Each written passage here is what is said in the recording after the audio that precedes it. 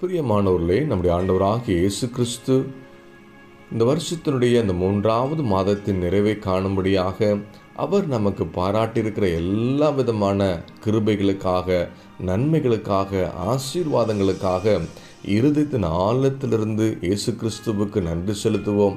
இந்த புதிய நாளிலும் தேவனாகிய கர்த்தர் நம்மிடத்தில் விரும்புகிற காரியத்தை நம்மோடு கூட பேச விரும்புகிறார். வேத வார்த்தை இப்படியாக சொல்கிறது, பின்பு அவர் எல்லாரையும் நோக்கி, ஒருவன் என் பின்னே வர விரும்பினால் அவன் தன்னைத்தான் வெறுத்து தன் சிலுவையை அனுதினமும் எடுத்துக்கொண்டு என்னை பின்பற்ற கடவன் என்று சொல்லி நமக்கு ஒரு ஆலோசனை கொடுக்கிறார். இன்றைக்கி நாம் அநேகமாக நாம் பேசுகிற வார்த்தை, ஆண்டவரை உம்மை பின்பற்றி வர விரும்புகிறேன், உம்மோடு கூட இணைந்து நடக்க விரும்புகிறேன், உமக்கு பிரியமாக நீர் விரும்புகிற காரியத்தை செய்ய விரும்புகிறேன் என்று சொல்லி வாயின் வார்த்தைகளால் சொல்லுகிறோமே தவிர நம்முடைய வாழ்க்கையில் அதை கடைபிடிக்கிறோமா என்பதை ஆராய்ந்து பார்க்க இந்த வேத வார்த்தை நமக்கு உதவி செய்கிறதாக அமைந்திருக்கிறது.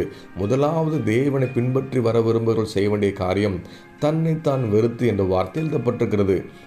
இன்றைக்கி நாம் ஜெபிக்கும் போதும் கூட நாம் விரும்புகிற காரியத்தை, நாம் எதிர்பார்க்குற காரியத்தை, நாம் ஜெபத்தில் எவைகளெல்லாம் கேட்குறோமோ அதெல்லாம் ஆண்டவர் செய்ய வேண்டும் என்று சொல்லி எதிர்பார்த்து ஜெபிக்கிறோமே தவிர, தேவ திட்டத்தை அறிந்து தேவ சித்தத்தின்படி தேவன் நம்மை நடத்த வேண்டும் என்று சொல்லி நாம் ஜெபித்த அனுபவம் உண்டா என்பதை ஆராய்ந்து பார்க்க இந்த வேத வார்த்தை நமக்கு உதவி செய்கிறதாக அமைந்திருக்கிறது. 2வது காரியம், அனுதினமும் தன் சிலுவை எடுத்துக்கொண்டு அவரை மாத்திரம் பின்பற்ற வேண்டும் என்று சொல்லி ஆண்டவர் நமக்கு ஆலோசனை கொடுக்கிறார்.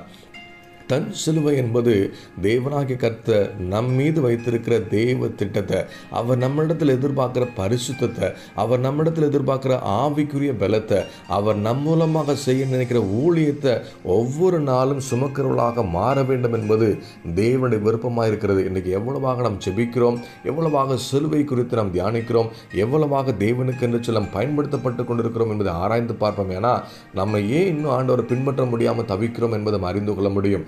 முதலாவது, சுயத்தை வெறுக்கும்போது தேவ திட்டத்தையும் தேவ சித்தத்தையும் அறிந்து கொள்ள முடியும். அனுதினமும் தேவ சித்தத்தை சுமந்து வருகிற கிருபை பெற்றுக்கொள்ளலாம், மாற முடியும் என்பதை இந்த வேத வார்த்தை நமக்கு உறுதிப்படுத்துகிறது. அவரை மாத்திரம் பின்பற்றி அவரோடு கூட இணைந்து நடக்கிற வாழ்க்கை வாழதான் தேவனாய் கர்த்தர் அழைத்திருக்கிறார். தன்னை வெறுத்து தன் சிலுவை எடுத்து அவரை பின்பற்றுகளாக மாற தேவ சமூகத்தில் ஒப்புக் கொடுத்து நம்ம ஜெபிப்போமா? நல்ல தகப்பனே, இந்த அருமையான கால வேலைக்காக நன்றி செலுத்துகிறோம். உம்மை பின்பற்றி வர விரும்புகிற வாழ்க்கையில் சுயத்தை வெறுக்க உதவி செய்யுங்க ஆண்டவரே. நீர் வைத்திருக்க தேவ திட்டத்தை ஒவ்வொரு நாள் சுமக்கிற கிருபை தாங்க. உம்மை மாத்திரம் பின்பற்றி வருகிற அனுகிரகத்தை கர்த்தர் அருளி செய்யுங்க. இந்த நாள் மாத்திரமல்ல, ஒவ்வொரு நாளும் சிலுவை குறித்து தியானிக்க உதவி செய்யுங்க. கிருபை சமாதானம் ஒவ்வொருத்தையும் தாங்கி நடத்தட்டும். இந்த மாசத்தினுடைய கடைசி நாள் எங்கள் ஆசிரியத்து கொடுத்தக்க நன்றி செலுத்துகிறோம். இயேசு நாமத்து நல்ல பிதாவே, ஆமேன்.